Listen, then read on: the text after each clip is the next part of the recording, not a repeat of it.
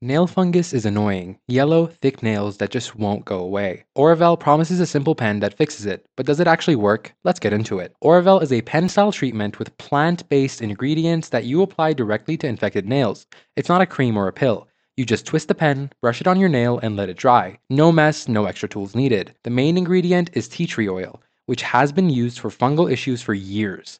The idea is that the brush applicator gets the solution under and around the nail bed where fungus actually lives. Here's what people are actually saying. Clinical studies show an 83% success rate, which sounds great. Many users report visible changes in nail clarity and texture within the first week. Some say it's the only thing that worked after years of trying drugstore creams and sprays. But let's be real, it's not a miracle overnight fix. Consistency is everything. It works better for mild cases. Severe infections might need something stronger.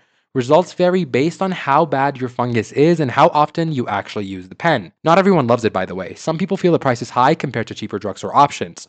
Others get frustrated when the fungus doesn't disappear overnight, even though nail fungus is known for being stubborn. The main complaints are about shipping, not really the product itself. You need to apply it twice a day, morning and night, on clean, dry feet.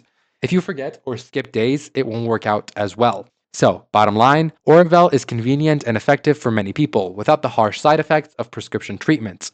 If you have mild to moderate nail fungus and want a natural option, it's worth trying. They offer a 30-day money-back guarantee, so the risk is low. Just remember, nail fungus takes time to treat. Stay consistent, use it twice a day, and give it a few weeks. It's not magic, but for a lot of people, it gets the job done.